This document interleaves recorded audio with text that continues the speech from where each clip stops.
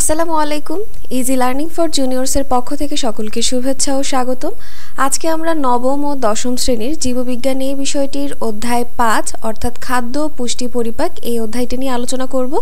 এই অধ্যায়ের তোমাদের উদ্ভিদের খনিজ পুষ্টি যে টপিকটি রয়েছে এই টপিকটি আজকে বুঝিয়ে দেওয়ার চেষ্টা করব এবং সেই সাথে এই টপিকটির একটি নোটও তোমাদেরকে আমি দিয়ে দিব। তাহলে ভিডিওটি শুরু করার পূর্বে তোমাদেরকে জানাচ্ছি, তোমরা যদি আমার চ্যানেলে নতুন হয়ে থাকো অবশ্যই চ্যানেলটিকে সাবস্ক্রাইব করে দিবে। আচ্ছা, তো আমরা আমাদের পড়ায় চলে যাই। আমাদের এই অধ্যায়ের নাম হচ্ছে খাদ্য পুষ্টি এবং পরিপাক। আমাদের বেঁচে থাকার জন্য কিন্তু প্রত্যেকেরই খাবার প্রয়োজন। খাবার ছাড়া কিন্তু আমাদের বেঁচে থাকাটা একদম অসম্পূর্ণ, কারণ আমাদের জীবনে চলাফেরা করার জন্য শক্তির প্রয়োজন, আর এই শক্তিটা কিন্তু আমরা খাবার থেকে পাই। এখন যা খাই তাই কি খাদ্য? তাকে আমরা খাদ্য বললেও প্রত্যক্ষভাবে দেখতে গেলে কিন্তু যেই সকল খাবারের মধ্যে আমাদের প্রয়োজনীয় পুষ্টি উপাদানগুলো না থাকে তাদেরকে আমরা খাদ্য বলতে পারি না। এখন আসি, এই পুষ্টি কি? পুষ্টি হচ্ছে ধরো উদ্ভিদ বলো আর প্রাণী বলো, প্রত্যেকের বেঁচে থাকার জন্য বা সুন্দরভাবে বৃদ্ধির জন্য কিছু প্রয়োজনীয় উপাদানের দরকার হয়, সেগুলোই হচ্ছে পুষ্টি উপাদান। আমরা যে খাবারটা গ্রহণ করছি এই খাবারটাকে আমাদের শরীর বা বডি একদম ওইরকমভাবেই শোষণ করতে পারে না। খাবারটাকে আগে ভাঙতে হয়, সরল উপাদানে পরিণত করতে হয়, পরবর্তীতে গিয়ে আমাদের খাবারটা বিভিন্ন কাজে লাগে, মানে ওই প্রয়োজনীয় উপাদানগুলো বিভিন্ন জায়গায় চলে যায়। তো এইটাই হচ্ছে আমাদের খাবারের পরিপাক প্রক্রিয়া, তাই তো? এখানে যে লেখাগুলো আছে রিডিং পড়লে আশা করছি বুঝতে পারবে, আর এইখানে রয়েছে অধ্যায় শেষে তোমরা যা কিছু জানতে পারবে। তো প্রথম যে টপিক তা হচ্ছে উদ্ভিদের খনিজ পুষ্টি অর্থাৎ প্ল্যান্ট মিনারেল নিউট্রিশন। তো এখন আসি, আমরা একটু ভাগ ভাগ করে পড়ার চেষ্টা করি। উদ্ভিদের খনিজ পুষ্টির প্রথমে আসি পুষ্টি। পুষ্টি কি? পুষ্টি উপাদান হচ্ছে উদ্ভিদের বৃদ্ধি এবং পরিপুষ্টির জন্য যেই সকল উপাদানগুলো তার খুবই দরকার, যেগুলো ছাড়া সে বাঁচতেও পারবে না, সেই উপাদানগুলোকে বলা হয় পুষ্টি উপাদান। ঠিক আছে? আর যেই সকল পুষ্টি উপাদানগুলো কিনা সে মাটি থেকে সংগ্রহ করছে তাদেরকে বলা হয় খনিজ পুষ্টি। আমি আবারও বলছি, উদ্ভিদের বেঁচে থাকার জন্য যে সকল প্রয়োজনীয় উপাদান রয়েছে তাদেরকে বলা হয় হচ্ছে পুষ্টি, এবং যেই সকল পুষ্টি উপাদান সে মাটি থেকে গ্রহণ করছে অর্থাৎ উদ্ভিদ মাটি থেকে সংগ্রহ করছে বা শোষণ করছে তাকে বলা হয় খনিজ পুষ্টি উপাদান।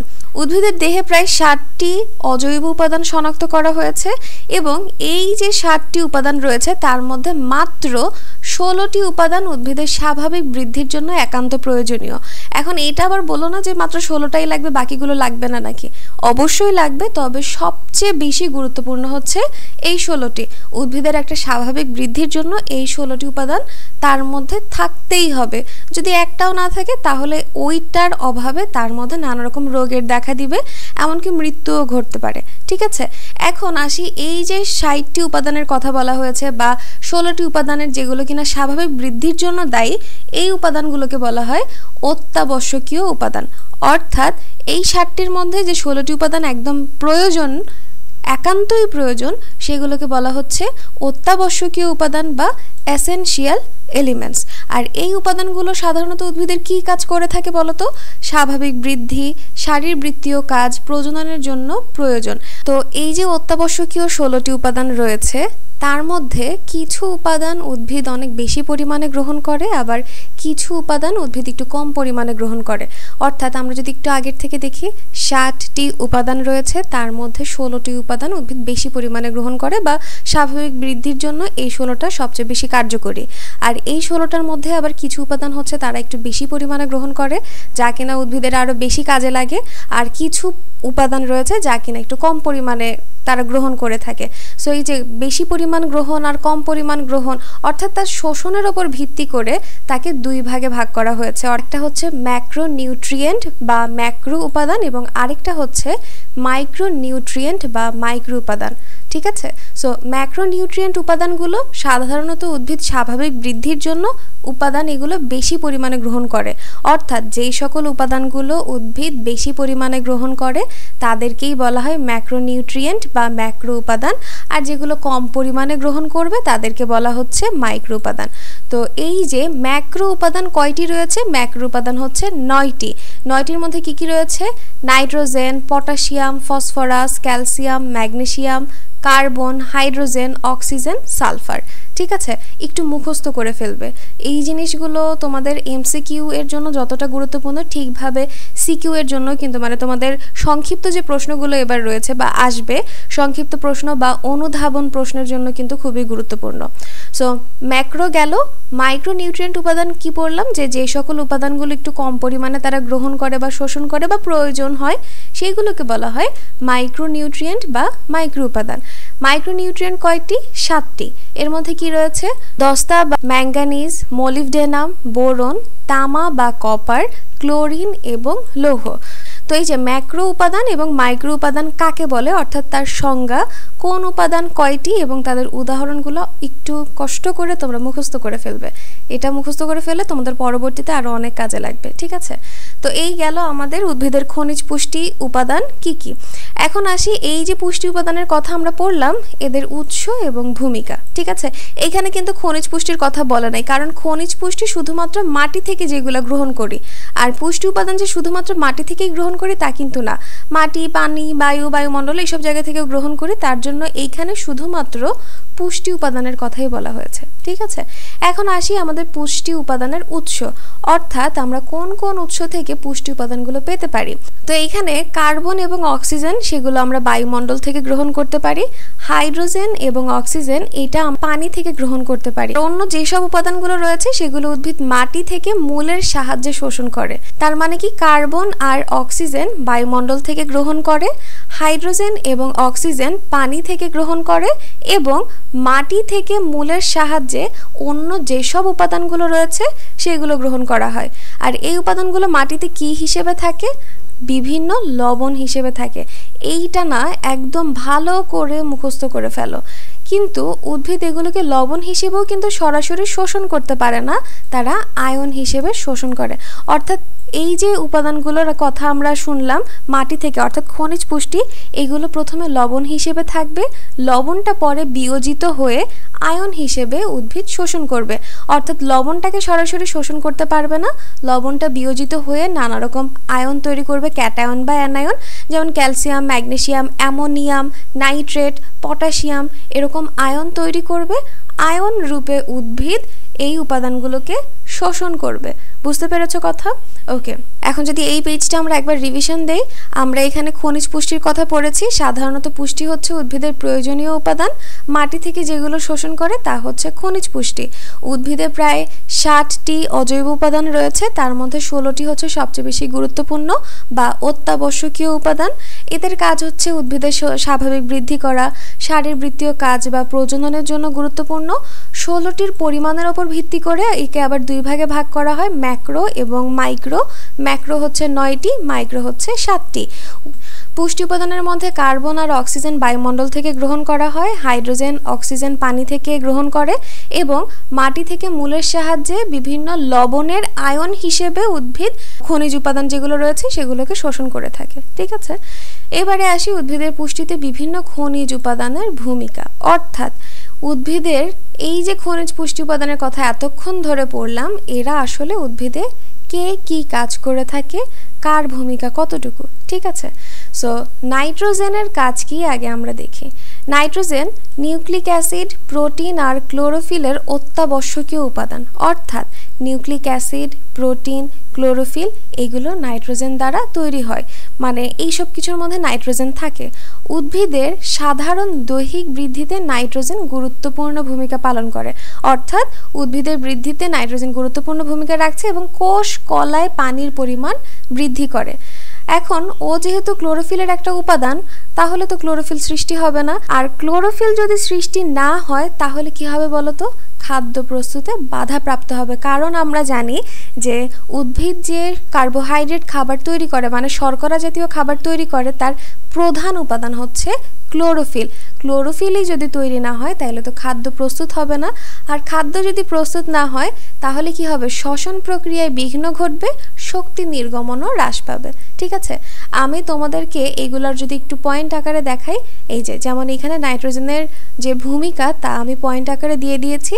তোমরা কিন্তু অবশ্যই এই চ্যাপ্টারটা ভালো করে নোট করবে। শুধু এই চ্যাপ্টার না, তোমাদের যতগুলো চ্যাপ্টার রয়েছে বই থেকে পড়ে একটু সুন্দর করে নোট করার চেষ্টা করবে। ঠিক আছে, ওকে, তাহলে নাইট্রোজেনটা আমি দেখিয়ে দিলাম। এরপরে রয়েছে ম্যাগনেসিয়াম। ম্যাগনেসিয়ামের কাজ কি? ক্লোরোফিল অণুর একটি গুরুত্বপূর্ণ উপাদান এবং শ্বসন প্রক্রিয়ার সাহায্য করে। ক্লোরোফিল কিন্তু সালোক সংশ্লেষণ, শ্বসন সবকিছুর সাথেই কানেক্টেড থাকবে। কেন বলো তো? ক্লোরোফিলের মাধ্যমে উদ্ভিদ পাতায় খাদ্য প্রস্তুত করে এবং উদ্ভিদ যখন বেঁচে থাকবে তখনই তো সে অক্সিজেন ত্যাগ করবে, আর অক্সিজেন ত্যাগ করলে আমরা শ্বসন প্রক্রিয়ায় অক্সিজেনটা গ্রহণ করব। তো এখন যদি ক্লোরোফিলই তৈরি না হয়, সালোক সংশ্লেষণ, শ্বসন সব কিছুই কিন্তু একদম বন্ধ হয়ে যাবে, তাই না? সো এখানে বলা হয়েছে ম্যাগনেসিয়ামের যদি অভাব হয়, ক্লোরোফিল অণু সৃষ্টি হবে না এবং সালোক সংশ্লেষণ প্রক্রিয়ায় খাদ্য প্রস্তুত ব্যাহত হবে। ব্যাহত হবে মানে কি? বাধাগ্রস্ত হবে। ঠিক আছে, এরপর রয়েছে পটাশিয়াম। পটাশিয়াম উদ্ভিদের বহু জৈবিক ক্রিয়া বিক্রিয়ার সহায়ক হিসেবে কাজ করে। জৈবিক ক্রিয়া বিক্রিয়া কি? উদ্ভিদের স্বাভাবিক বৃদ্ধির জন্য তার মধ্যে নানা রকম বিক্রিয়া সংগঠিত হয়। এখন এই বিক্রিয়াতে পটাশিয়াম সহায়ক মানে কি? ক্রিয়া বিক্রিয়াটা সুন্দরভাবে চলার জন্য যারা সাহায্য করে থাকে, তো এদেরকে বলা হয় হচ্ছে সহায়ক। তো উদ্ভিদের এই যে প্রয়োজনীয় ক্রিয়া বিক্রিয়ায় পটাশিয়ামটা সহায়ক হিসেবে কাজ করে। এছাড়াও পত্ররন্ধ্র খোলা এবং বন্ধ হওয়ার ক্ষেত্রেও এর গুরুত্ব রয়েছে। পত্ররন্ধ্র কি? এটা তো জানি। পত্ররন্ধ্র হচ্ছে পাতার মধ্যে যে ছিদ্রগুলো থাকে, ছোট ছোট অসংখ্য ছিদ্র থাকে, সেটা হচ্ছে পত্ররন্ধ্র। আর পত্ররন্ধ্রের কাজ কিন্তু অনেক। আর এই পত্ররন্ধ্র খোলা বন্ধ হওয়ার ক্ষেত্রে পটাশিয়াম গুরুত্বপূর্ণ ভূমিকা রাখে। শুধুমাত্র এইটাই না, পটাশিয়াম উদ্ভিদের পানি শোষণে সাহায্য করে, কোষ বিভাজনের মাধ্যমে উদ্ভিদের বৃদ্ধিও নিয়ন্ত্রণ করে থাকে। এছাড়াও এটা মূল, ফুল ও ফল উৎপাদন এবং বর্ধনেও সাহায্য করে। তাহলে পটাশিয়ামের কিন্তু অনেকগুলো কাজ আমরা পড়ে ফেললাম। এরপর রয়েছে ফসফরাস। ফসফরাসের কাজ কি? মূল বর্ধনের জন্য ফসফরাস অনেক গুরুত্বপূর্ণ। বর্ধন মানে কি? বর্ধন মানে হচ্ছে যে তার বৃদ্ধি বা উন্নতি বা প্রসারিত হওয়া। ঠিক আছে, তো মূলের বৃদ্ধিতেও ফসফরাস গুরুত্বপূর্ণ ভূমিকা রাখে বা একটা প্রয়োজনীয় উপাদান। ফসফরাস জীবকোষের ডিএনএ, আরএনএ, এনএডিপি, এটিপি এগুলোর গাঠনিক উপাদান, অর্থাৎ ডিএনএ, আরএনএ এইসব কিছু ফসফরাস দ্বারা তৈরি হচ্ছে। কাজেই এটি ছাড়া উদ্ভিদের পুষ্টি একেবারেই সম্ভব নয়। উদ্ভিদের মূল বৃদ্ধির জন্য ফসফরাস অত্যন্ত প্রয়োজনীয় উপাদান। তুমি যদি চিন্তা করো যে আমি এই একটা উদ্ভিদেরকে শুধুমাত্র ফসফরাস, পটাশিয়াম, ম্যাগনেসিয়াম দিব, অন্য কিছু দিব না, তাহলে কিন্তু যেগুলো দিবে না সেইগুলোর অভাবজনিত লক্ষণ দেখা দিবে। অর্থাৎ উদ্ভিদের মধ্যে এই সকল ধরনের উপাদানই কিন্তু থাকতে হবে। ধরো 16টার মধ্যে একটা নেই, ওই একটার কারণেই তার মধ্যে নানা রকম রোগের লক্ষণ সৃষ্টি হবে, রোগ দেখা দিবে। ঠিক আছে, এমনকি উদ্ভিদটা মারাও যেতে পারে। তার জন্য এই যে 16টি অত্যাবশ্যকীয় উপাদান রয়েছে, প্রত্যেকটাই উদ্ভিদের স্বাভাবিক বৃদ্ধির জন্য প্রত্যেককেই একদম সঠিক পরিমাণে থাকতে হবে। ঠিক আছে, এরপর রয়েছে আয়রন। আয়রন সাইটোক্রোমের সাংগঠনিক উপাদান। সাইটোক্রোমটা জাস্ট এটা মাথায় রাখো যে উদ্ভিদের যে খনিজ পুষ্টিগুলো মাটি থেকে শোষণ করছে বা মাটি থেকে তা সারা দেহে ছড়িয়ে দিচ্ছে, এই শোষণের ক্ষেত্রে সাইটোক্রোম গুরুত্বপূর্ণ একটা ভূমিকা পালন করে থাকে। এটা একটা প্রোটিন। হ্যাঁ, কাজেই বায়বীয় শ্বসনের ওপর নির্ভরশীল ক্লোরোফিল সৃষ্টিতেও আয়রনের ভূমিকা অপরিসীম। বায়বীয় শ্বসনের ক্ষেত্রে আয়রন গুরুত্বপূর্ণ ভূমিকা রাখে, এমনকি ক্লোরোফিল সৃষ্টিতেও ভূমিকা রাখে। আমরা কিন্তু ক্লোরোফিলের কথা অনেক জায়গায় দেখলাম, আয়রনের মধ্যে দেখলাম, নাইট্রোজেনে দেখলাম, ম্যাগনেসিয়ামে দেখলাম। তার মানে সবাই কিন্তু এক একজন এক এক দিক থেকে ভূমিকা রাখে, আবার একই কাজ অনেকগুলো উপাদানও করে থাকে। সো এই যে পুষ্টি উপাদানগুলো পড়লাম, এই পুষ্টিগুলো যদি বাই এনি চান্স কোনো মাটির মধ্যে খনিজ পুষ্টি না থাকে, উদ্ভিদ পর্যাপ্ত পরিমাণে না পায়, তখন কি করি? আমরা সার ইউজ করি, অর্থাৎ ফার্টিলাইজার আমরা মাটির মধ্যে ইউজ করি। এখন কি কি ফার্টিলাইজার রয়েছে? নাইট্রোজেনের অভাব দূর করার জন্য ইউরিয়া সার ব্যবহার করা হয়। পটাশিয়ামের অভাব দূর করার জন্য মিউরেট অফ পটাশ ব্যবহার করা হয়। ফসফরাসের জন্য ট্রিপল সুপার ফসফেট, এই সারগুলো ব্যবহার করা হয়। ঠিক আছে, এরপরে আসি স্বাভাবিক বৃদ্ধির জন্য কিছু মাইক্রোনিউট্রিয়েন্ট রয়েছে। মাইক্রোনিউট্রিয়েন্ট মানে যেগুলো কিনা একটু কম পরিমাণে লাগে, তাই না, অর্থাৎ কম পরিমাণে শোষণ করে। এর মধ্যে রয়েছে ম্যাঙ্গানিজ। ম্যাঙ্গানিজ ক্লোরোপ্লাস্ট গঠন আর সংরক্ষণের জন্য গুরুত্বপূর্ণ। কপারের কাজ কি? টমেটো সূর্যমুখী উদ্ভিদের স্বাভাবিক বৃদ্ধির জন্য কপার বা তামার প্রয়োজন, এমনকি শ্বসন প্রক্রিয়ায়ও কপার গুরুত্বপূর্ণ ভূমিকা রাখে। বোরন, বোরনের কাজ কি? উদ্ভিদের সক্রিয়ভাবে বর্ধনশীল অঞ্চল, বর্ধনশীল অঞ্চল মানে যেই সকল জায়গায় বৃদ্ধিতে মানে উদ্ভিদের বৃদ্ধি হয় যেই সকল জায়গা থেকে, সেটা হচ্ছে বর্ধনশীল অঞ্চল। যেমন রয়েছে কি মূল থাকতে পারে, তারপরে কচি কাণ্ড, ওইসব জায়গা থেকেও বর্ধনশীল অঞ্চল হয়, মানে উদ্ভিদ বৃদ্ধি পায়, তাই তো? তো বর্ধনশীল অঞ্চলের জন্য বোরনটা প্রয়োজন। চিনি পরিবহনে বোরন পরোক্ষ প্রভাব বিস্তার করে, ঠিক আছে। মলিবডেনাম, মলিবডেনামের কাজ কি? অণুজীব দিয়ে বায়বীয় নাইট্রোজেন সংবন্ধনের জন্য মলিবডেনাম গুরুত্বপূর্ণ। অণুজীব কি?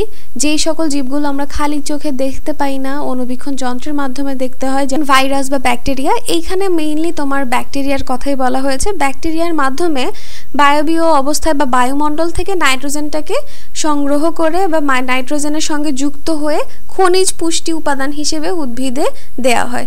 আর ক্লোরিনের কাজ হচ্ছে সুগার বিটের মূল এবং কাণ্ডের বৃদ্ধির জন্য ক্লোরিন প্রয়োজন, ঠিক আছে। সো এই হচ্ছে তোমাদের উদ্ভিদের ম্যাক্রো এবং মাইক্রো উপাদানের ভূমিকা। এই জিনিসগুলো অবশ্যই তোমরা একটু নোট করে ফেলবে। আমি এখান থেকে একটু দেখিয়ে দিচ্ছি, আমি এখানে তোমাদের পয়েন্ট আকারে দেখিয়ে দিয়েছি আর তোমাদের বই থেকে পড়িয়ে দিয়েছি, যেন কোনো টপিক মিস না যায়। তোমরা অবশ্যই প্রত্যেকটা উপাদানের যে ভূমিকাগুলো আছে একটু মুখস্থ করে ফেলবে এবং সাথে সাথে তোমরা নোট করে ফেলবে। নোট করলে কিন্তু পরীক্ষার টাইমে পড়ার জন্য তোমাদের অনেক ইজি হবে, পরীক্ষার টাইমে এত বেশি হ্যাসেল হবে না, সুন্দর করে খাতাটা দেখে চলে যেতে পারবে, তাই তো? তো এই হচ্ছে তোমাদের উদ্ভিদের খনিজ পুষ্টি উপাদানের ভূমিকা।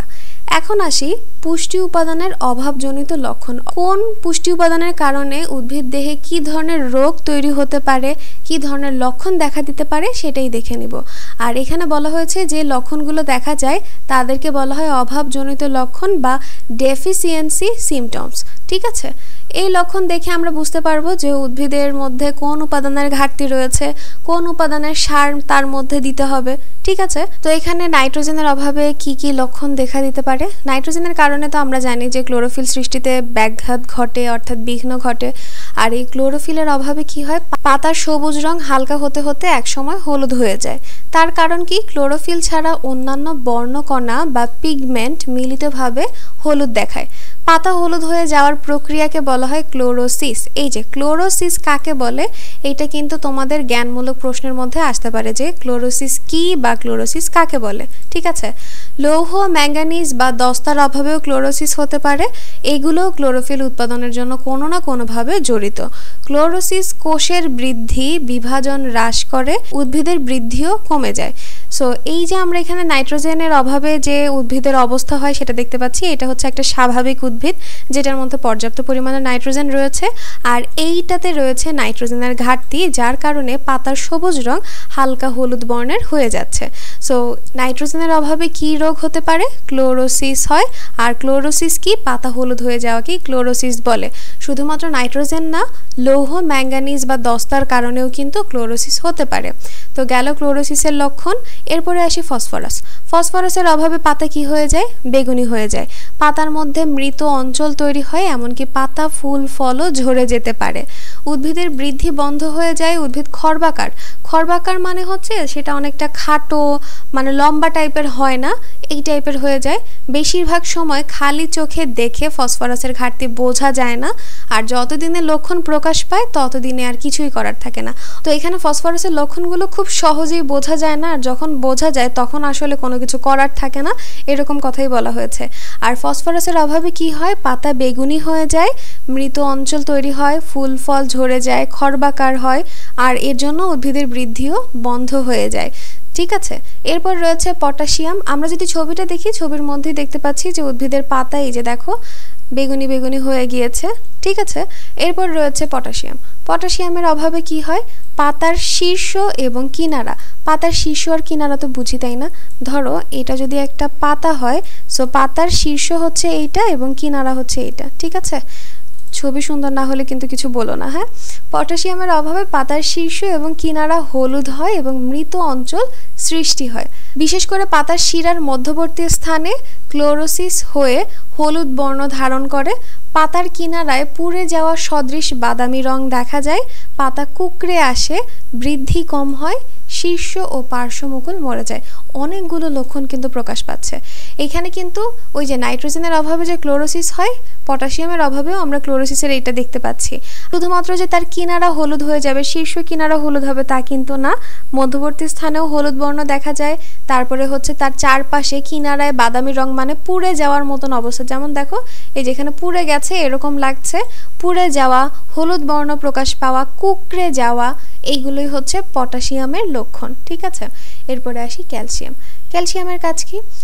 ক্যালসিয়ামের কাজ হচ্ছে কোষের সাইটোসলে ক্যালসিয়ামের স্বাভাবিক মাত্রা মাইটোকন্ড্রিয়া এবং এন্ডোপ্লাজমিক রেটিকুলামের স্বাভাবিক কার্যক্রমের সাথে সম্পর্কিত। আচ্ছা, আগে আসি সাইটোসলটা কি।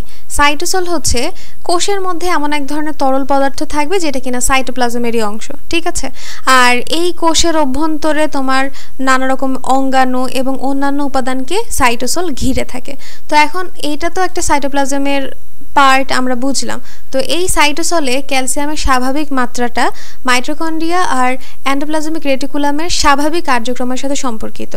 যদি সাইটোসলে ক্যালসিয়ামের স্বাভাবিক মাত্রা কমে যায় তাহলে মাইটোকন্ড্রিয়াতে অক্সিডেটিভ ফসফোরাইলেশন প্রক্রিয়া এবং এন্ডোপ্লাজমিক রেটিকুলামে প্রোটিন ট্রাফিকিং প্রক্রিয়া বিপর্যস্ত হয়। অর্থাৎ যদি ক্যালসিয়ামের অভাব সাইটোসলের মধ্যে দেখা যায় তাহলে মাইটোকন্ড্রিয়া এবং এন্ডোপ্লাজমিক রেটিকুলামের মধ্যে নানা রকম সমস্যার তৈরি হয়। তাই ক্যালসিয়ামের অভাবে উদ্ভিদের বর্ধনশীল শীর্ষ অঞ্চল, বিশেষ করে পাতার কিনারা বরাবর অঞ্চলগুলো মরে যায়, পাতা কুঁকড়ে যায়, ফুল ফোটার সময় উদ্ভিদের কাণ্ড শুকিয়ে যায়, উদ্ভিদ হঠাৎ নেতিয়ে পড়ে। তো এখানকার লক্ষণগুলো কি কি? এখানে বলা হয়েছে পাতার কিনারার অঞ্চলগুলো মরে যাবে, কুঁকড়ে যাবে, ফুল ফোটার সময় কাণ্ড শুকিয়ে যায়, উদ্ভিদ হঠাৎ নেতিয়ে পড়ে। এইটা হচ্ছে তার লক্ষণের চিত্র। এরপর রয়েছে ম্যাগনেসিয়াম। ম্যাগনেসিয়ামের কারণে কি হয়? ম্যাগনেসিয়ামের অভাবে ক্লোরোফিল সংশ্লেষিত হয় না বলে সবুজ রং হালকা হয়ে যায়। অর্থাৎ ক্লোরোফিল তৈরি হয় না বা ক্লোরোফিলটা আসলে ঠিকঠাকভাবে শোষণ হয় না। সো তখন কি হয়? সবুজ রং হালকা হয়ে যায় এবং সালোক সংশ্লেষণের হার কমে যায়। তোমরা এটা মাথার মধ্যে রেখে দিবে যে যদি ক্লোরোফিলের অভাব হয় তার মানে সেখানে সালোক সংশ্লেষণের সমস্যা হবে। সালোক সংশ্লেষণের হারের সমস্যা হলে কিন্তু শ্বসন প্রক্রিয়াতেও ব্যাঘাত ঘটবে। তো পাতার শিরাগুলো মধ্যবর্তী স্থানে অধিক হারে ক্লোরোসিস দেখা যায়। ক্লোরোসিস মানে হচ্ছে পাতার বর্ণ সবুজ থেকে হলুদ হয়ে যাওয়া। ক্লোরোসিস কি বারবার কিন্তু বলছি, খুবই ইম্পর্ট্যান্ট। লৌহ বা আয়রন বা ফেরাস বলতে পারি। লৌহের অভাবে কি হয়? প্রথমে কচি পাতার রং হালকা হয়ে যায়। পাতার সরু শিরার মধ্যবর্তী স্থানেই প্রথমে হালকা হয় এবং ক্লোরোসিস হয়। তো এইখানেও আমরা দেখতে পাচ্ছি ক্লোরোসিস হচ্ছে কখনো কখনো সম্পূর্ণ পাতা বিবর্ণ হয়, আবার কাণ্ড দুর্বল এবং ছোট দেখা যায়। সো লক্ষণগুলো দেখা শেষ। তো এই হলো লৌহের লক্ষণ। তার পাশেই কিন্তু এই লৌহের অভাবে পাতার কি অবস্থা হয় বা উদ্ভিদের কি অবস্থা হয় তার চিত্র রয়েছে। এরপর রয়েছে সালফার। সালফার উদ্ভিদের বিভিন্ন হরমোন, প্রোটিন এবং ভিটামিনের গাঠনিক উপাদানই শুধু নয়, একই সাথে এটি কোষের পানির সমতা রক্ষা করে। অর্থাৎ প্রোটিন, হরমোন, নানা রকম ভিটামিন, এই সব কিছুর গাঠনিক উপাদান হচ্ছে সালফার। এখন তুমি চিন্তা করো যদি সালফারের অভাব দেখা দেয় তাহলে কি হবে? এই সকল কিছুর ঘাটতি দেখা দিবে। এখন এই ঘাটতির জন্য উদ্ভিদের কি পরিবর্তন হবে? পাতা হালকা সবুজ হয়ে যায়, পাতায় লাল ও বেগুনি দাগ দেখা যায়, কচি পাতায় বেশি এবং বয়োবৃদ্ধ পাতায় কম ক্লোরোসিস হয়। অর্থাৎ ছোট অবস্থায় উদ্ভিদের যে ছোট অবস্থায় বা কচি পাতা যেগুলো হবে, কচি পাতার মধ্যে বেশি পরিমাণে ক্লোরোসিস দেখা যাবে এবং বয়োবৃদ্ধ মানে একটু বয়স্ক যে উদ্ভিদ থাকবে বা বয়স্ক যে পাতাগুলো সেখানে একটু কম পরিমাণে ক্লোরোসিস দেখা যাবে। সালফারের অভাবে মূল কাণ্ড পাতার শীর্ষ থেকে শুরু করে পর্যায়ক্রমে টিস্যু মারা যেতে থাকে, যাকে ডাইব্যাক বলে। এই যে আরেকটা জ্ঞানমূলক প্রশ্ন, ডাইব্যাক কি বা ডাইব্যাক কাকে বলে? কাণ্ডের মধ্যপর্ব ছোট হয় বলে গাছ খর্বাকৃতির হয়। খর্বাকৃতি আমরা আবার যেন কোথায় পড়েছিলাম বলো তো? আমরা আবার পড়েছিলাম খর্বাকৃতি এই যে ফসফরাসে। ফসফরাসে কিন্তু খর্বাকার হয়ে যায় ফসফরাসের অভাবে। আর এখন আবার আমরা পড়ছি সালফারের অভাবেও কিন্তু খর্বাকৃতির হয়। তোমরা কিন্তু একটু নোট করে পড়বে। আবারও বারবার বলছি, তোমরা এই যে এখান থেকে পড়ছো একটু পড়বে আর লিখবে, না হলে কিন্তু লক্ষণগুলো একটার সঙ্গে আরেকটা তোমরা গুলিয়ে ফেলবে। তো তার জন্য ভালো হচ্ছে একটু নোট করে পড়বে, ঠিক আছে? আর এই যে লক্ষণগুলো অবশ্যই তোমাদের সবগুলোই একটু মুখস্থ করার চেষ্টা করবে লক্ষণগুলো, কারণ পরীক্ষার টাইমে কিন্তু লক্ষণগুলো অনেক অনেক বেশি ইম্পর্ট্যান্ট। সিকিউতে কিন্তু এখান থেকে অবশ্যই কোয়েশ্চেন করবে, সো অবশ্যই ভালো করে পড়বে। এরপর রয়েছে কি বোরন। বোরন কোষ প্রাচীরের কাঠামোর মধ্যে মধ্যে অবস্থান করে এবং প্রাচীরটিকে কোষটিকে দৃঢ়তা দেয়। যেহেতু কোষ প্রাচীরের কাঠামোর মধ্যে থাকে অর্থাৎ আর এর জন্য এটা প্রাচীরটিকে একটা দৃঢ়তা প্রদান করে। বিপাক ক্রিয়ার বিভিন্ন বিক্রিয়ায় এর নিয়ন্ত্রকের ভূমিকা রয়েছে। বিপাক ক্রিয়া যেন কি বললাম, অর্থাৎ উদ্ভিদের বেঁচে থাকার জন্য যে সকল ক্রিয়া বিক্রিয়া তার মধ্যে সংগঠিত হয় সেই সকল বিক্রিয়ায় বোরন নিয়ন্ত্রকের ভূমিকা রাখে, অর্থাৎ সে সব জায়গাগুলো ঠিকঠাক করে নিয়ন্ত্রণ করে। তাই বোরনের অভাবে পর্যাপ্ত দৃঢ়তা না পেয়ে এবং বিপাকে গোলযোগ হওয়ার কারণে উদ্ভিদের বর্ধনশীল অগ্রভাগ মরে যায়, কচি পাতার বৃদ্ধি কমে যায়, পাতা বিকৃত হয়, কাণ্ড খসখসে হয়ে ফেটে যায়, ফুলের কুঁড়ির জন্ম ব্যাহত হয়। সো এই হচ্ছে বোরনের লক্ষণ। আমি যদি আরেকবার তোমাদেরকে লক্ষণগুলো একটাবার করে রিভিশন করাই, নাইট্রোজেনের অভাবে ক্লোরোসিস হয়, ক্লোরোসিস হচ্ছে পাতায় হালকা হলুদ হয়। ফসফরাসের অভাবে কি হয়, ফুল ফল ঝরে যায়, বেগুনি বর্ণ হয়ে যায়, খর্বাকৃতি হয়, উদ্ভিদের বৃদ্ধি বন্ধ হয়। এরপর রয়েছে পটাশিয়াম, পটাশিয়ামের কারণে পাতার চারপাশ কিনারা পুড়ে যাওয়ার মতন দেখা যায়, এখানেও ক্লোরোসিস দেখা যায়। বা ক্যালসিয়ামের কারণে কি হয়, মাইটোকন্ড্রিয়া অক্সিডেটিভ ফসফোরাইলেশন প্রক্রিয়া এবং এন্ডোপ্লাজমিক রেটিকুলামে প্রোটিন ট্রাফিকিংয়ে বিপর্যস্ত ঘটে, অর্থাৎ সাইটোপ্লাজমে ক্যালসিয়ামের মাত্রা যদি কমে যায় এর ফলে কি হয়, এর পাতার কিনারা বরাবর অঞ্চলগুলো মরে যায়, পাতা কুঁকড়ে যায়, কাণ্ড শুকিয়ে যায়। ম্যাগনেসিয়ামের কারণে কি হয়, ম্যাগনেসিয়ামের কারণে সবুজ রং হালকা হয়ে যায় আর সালোকসংশ্লেষণের হার কমে যায়। লৌহ বা আয়রনের কারণে পাতার রং হালকা হয়, অর্থাৎ ক্লোরোসিস হয়, পাতা বিবর্ণ হয়, কাণ্ড দুর্বল বা ছোট হয়। সালফারের অভাবে অনেকগুলো লক্ষণ দেখা যায়, যেমন হচ্ছে পাতার মধ্যে ক্লোরোসিস হয়, লাল ও বেগুনি দাগ দেখা যায়, পাতা হালকা সবুজ হয়ে যায়, মধ্যপর্ব ছোট হয় এবং এখানে ডাইব্যাক তৈরি হয়, গাছ খর্বাকৃতির হয়। বোরনের অভাবে কি হয়, কচি পাতার বৃদ্ধি কমে যায়, পাতা বিকৃত হয়, কাণ্ড খসখসে হয়ে ফেটে যায়, ফুলের কুঁড়ির জন্ম ব্যাহত হয়। সো এই হচ্ছে তোমাদের উদ্ভিদের খনিজ পুষ্টি উপাদানের ভূমিকা এবং লক্ষণ। আমি যতদূর পেরেছি একদম বইয়ের লাইন টু লাইন তোমাদেরকে পড়ে বুঝিয়ে দেওয়ার চেষ্টা করেছি। আশা করছি তোমরা বুঝতে পেরেছো। যদি কোনো সমস্যা থাকে অবশ্যই আমাকে কমেন্ট সেকশনে জানাবে, আমি তোমাদের সমস্যাগুলো সমাধান করে দেওয়ার চেষ্টা করব। আর একটা ভিডিওতে জাস্ট 2টা টপিক বোঝাতেই কিন্তু এটা প্রায় অনেক বড় হয়ে গিয়েছে। সো পরবর্তী ভিডিওতে আমি তোমাদের বাকি যে টপিকগুলো রয়েছে এগুলো বুঝিয়ে দেওয়ার চেষ্টা করব। তো আজকের ভিডিও এই পর্যন্তই। ভিডিও যদি তোমাদের কাছে ভালো লেগে থাকে অবশ্যই সাবস্ক্রাইব করে দিবে এবং পাশে থাকা বেল আইকন বাটনটি প্রেস করে দিবে। তো আজকে এই পর্যন্তই। আল্লাহ হাফেজ।